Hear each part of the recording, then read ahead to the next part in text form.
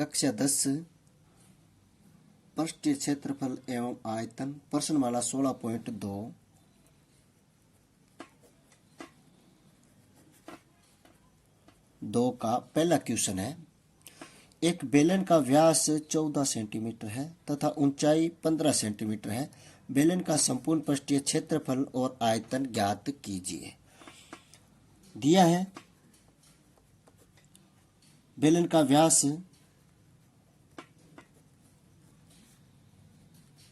14 centimetre है, तो बेलन की त्रिज्या कितनी हो जाएगी? त्रिज्या बच्चों होती है व्यास बटा 2, व्यास बटा 2 यानी 14 बटा 2 7 सेंटीमीटर, 7 सेंटीमीटर त्रिज्या हो जाएगी। ऊंचाई दे रखी है हमें 15 सेंटीमीटर। पूछा गया है बेलन का संपूर्ण पृष्ठीय क्षेत्रफल।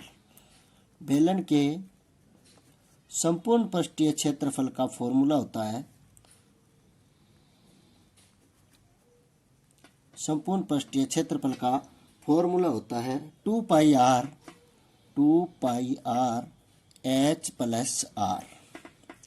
2 पाई का मान होता है 22 बटा 7, आर हमें दे रखी है कितनी आई थी 7 सेंटीमीटर, और एच अपना दे रखा है 15 सेंटीमीटर, 15 प्लस 7, आर कितनी है 7। इसको सरल करेंगे तो 2 इंटू 22 बटा 7 इंटू 7 इंटू 15 और 7 कितने हो गए 22। इस 7 से ये 7 कैंसिल हो गया तो क्या आया 2 इंटू 22 इंटू 22। इनका मल्टीप्लाई अगर अपन करेंगे तो ये आएगा 968 वर्ग सेंटीमीटर। आगे हमें ज्ञात करना है कि आयतन ज्ञात कीजिए। बेलन का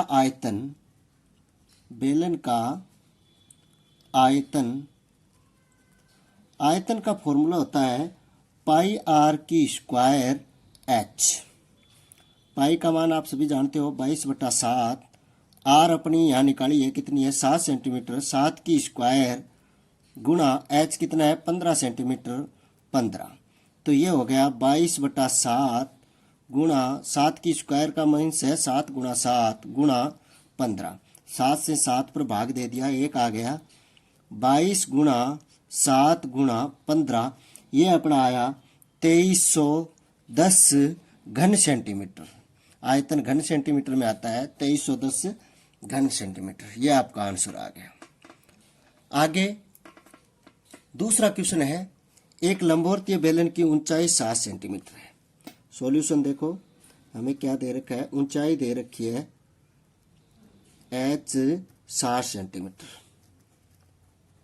आधार की त्रिज्या है 3 सेंटीमीटर, आधार की त्रिज्या यानी r दे रखी है 3 सेंटीमीटर, r कितनी दे रखी है 3 सेंटीमीटर। बेलन का वक्र पृष्ठीय क्षेत्रफल ज्ञात कीजिए। बेलन का वक्र पृष्ठीय क्षेत्रफल, बेलन का वक्र पृष्ठीय क्षेत्रफल फॉर्मूला होता है 2 पाई आर एच, 2 गुणा 22 बटा 7 गुणा आर कितनी है अपनी 3 सेंटीमीटर, 3 गुणा एच कितना है 7। इसका सॉल्यूशन अगर इसको सरल करेंगे 7 से 7 कैंसिल, 22 दूना 44, 44 दिया होता है 132 वर्ग सेंटीमीटर।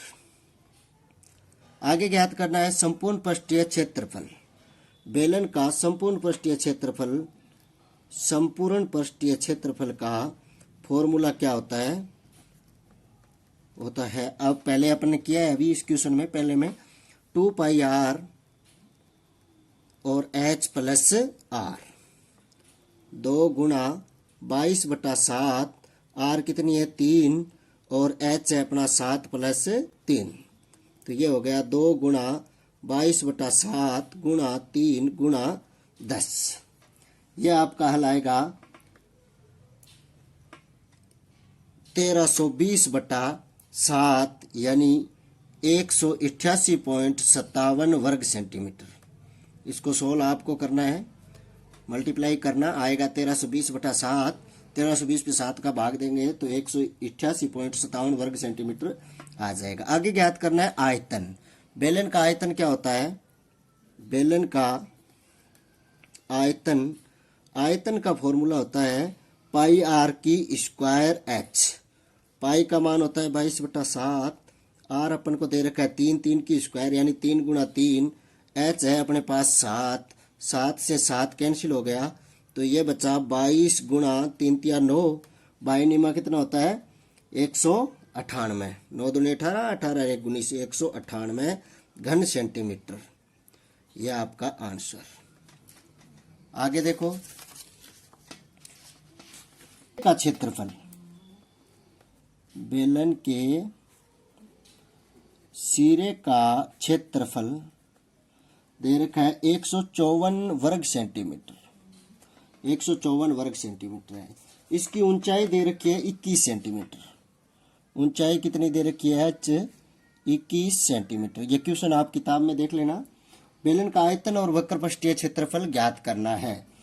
आयतन और वक्रपृष्ठीय क्षेत्रफल ज्ञात करना है। आयतन और वक्रपृष्ठीय क्षेत्रफल हमें क्या ज्ञात करना है? बेलन का आयतन और वक्रपृष्ठीय क्षेत्रफल ज्ञात करना है। सॉल्यूशन देखो, सॉल्यूशन क्या हो जाएगा? बेलन की ऊंचाई दे रखी है 21 सेंटीमीटर। सिरे का क्षेत्रफल, सिरे का क्षेत्रफल मतलब आधार का क्षेत्रफल होता है। बेलन के सिरे का क्षेत्रफल मीन्स आधार का क्षेत्रफल होता है। तो बेलन के आधार का क्षेत्रफल, बेलन के आधार या सिरे का क्षेत्रफल, सिरे मतलब सिर का क्षेत्रफल कितना दे रखा है? 154 वर्ग सेंटीमीटर दे रखा है। पाई आर की स्क्वायर, आधार का क्षेत्रफल आपको बताया था कितना होता है? पाई आर की स्क्वायर, क्योंकि बेलन के आधार ऐसे होता है। बेलन का आधार क्या हो गया? ये एक वर्ताकार हो गया। वर्त का क्षेत्रफल क्या होता है? पाई आर की स्क्वायर होता है। पाई आर की स्क्वायर बराबर दे रखा है 154 वर्ग सेंटीमीटर। यहाँ से हमें निकालना है आर। आर की स्क्वायर बराबर क्या हो जाएगा? 154 बटा पाई, पाई का मान होता है 22/7, 7 ऊपर आ जाएगा। 22 का पहाड़ा 7 तक पढ़ेंगे तो ये 7 से कैंसिल हो जाएगा। आर की स्क्वायर बराबर कितना आ गया? 7 गुणा 7 मीन्स आर बराबर कितना आ जाएगा? 7 सेंटीमीटर। तो बेलन का आयतन, बेलन का आयतन का फॉर्मूला क्या होता है? बेलन का आयतन, आयतन होता है पाई आर की स्क्वायर एच, पाई आर की स्क्वायर एच। पाई का मान 22/7, आर अपना 7 इंटू 7, एच अपन को दे रखा है कितना? 21 सेंटीमीटर। 7 से 7 कैंसिल, ये हो गया 22 गुणा 7 गुणा 21, 22 गुणा 7 गुणा 21, ये आएगा 3234 घन सेंटीमीटर। कितना आएगा? 3234 घन सेंटीमीटर आएगा। आगे बेलन का वक्रपृष्ठीय क्षेत्रफल, बेलन का वक्रपृष्ठीय क्षेत्रफल, वक्रपृष्ठीय क्षेत्रफल, वक्रपृष्ठीय क्षेत्रफल क्या होता है? 2 पाई आर एच होता है। 2 पाई का मान होता है 22/7, आर अपना कितना आया था? 7 गुणा एच कितना है अपने पास? 21, 7 से 7 कैंसिल, ये हो गया 2 गुणा 22 गुणा 21, तो ये आ गया अपना 924 वर्ग सेंटीमीटर, 924 वर्ग सेंटीमीटर। ऐसे आपको क्वेश्चन करने हैं। क्वेश्चन नंबर 4 है, 2 लंबवर्तीय बेलनों की त्रिज्याओं का अनुपात 2:3 है। ऊंचाइयों का अनुपात 5:4 है। ऊंचाइयों का अनुपात कितना है? 5:4 है। तो दोनों बेलनों के वक्रपृष्ठीय क्षेत्रफलों और आयतनों का अनुपात ज्ञात कीजिए। मान लेते हैं पहले बेलन की त्रिज्या, पहले लंबवर्तीय बेलन की त्रिज्या R1 है और दूसरे लंबवर्तीय बेलन की त्रिज्या कितनी है? R2। इनका अनुपात कितना दे रखा है? 2:3। और ऊंचाइयों का अनुपात 5 और 4। मान लेते हैं पहले लंबवर्तीय बेलन की ऊंचाई h1 है, दूसरे लंबवर्तीय बेलन की ऊंचाई h2 है। इनका अनुपात दे रखा है 5:4। ठीक है। अब हमें ज्ञात करना है वक्रपृष्ठीय क्षेत्रफलों का अनुपात। मान लेते हैं पहले बेलन का वक्रपृष्ठीय क्षेत्रफल है, प्रथम बेलन का वक्रपृष्ठीय क्षेत्रफल, प्रथम बेलन को S1 ले लेता हूं, इस पे बराबर 2 पाई R1 और H1, और दूसरे बेलन का वक्र पृष्ठीय क्षेत्रफल 2 पाई R2H2 ले लेता हूँ। इनका अनुपात क्या हो जाएगा, S1 अनुपात S2, यानी 2 पाई R1H1 बटा 2 पाई R2H2। 2 पाई से 2 पाई कैंसिल हो गया, बचा क्या, R1 बटा R2 और H1 बटा H2। अब देखो R1 बटा R2 कितना है, 2 बटा 3, तो अपन इसको लिख सकते हैं 2 बटा 3 और गुणा 5 बटा 4। 2 एकम 2, 2 दुआ 4, तो ये आ गया 5 बटा 6। यानी दोनों प्रथम बेलन और दूसरे बेलन का अनुपात कितना हो जाएगा, S1 अनुपात S2 बराबर आ गया 5 अनुपात 6। ये पहला आंसर आ गया आपका। दूसरा है आयतनों का अनुपात। आयतन मान लेते हैं, आयतनों का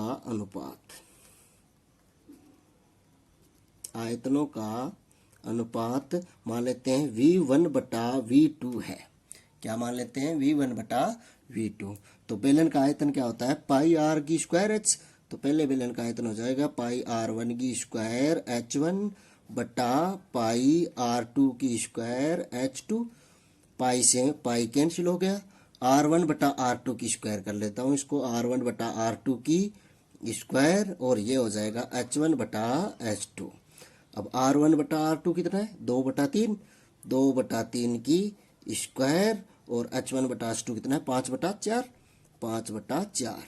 2 की स्क्वायर करेंगे 4 आएगा, बटा 3 की स्क्वायर करूंगा तो कितना आएगा, 9 गुणा 5 बटा 4। 4 से 4 कैंसिल हो गया, बच्चा कितना, 5 बटा 9।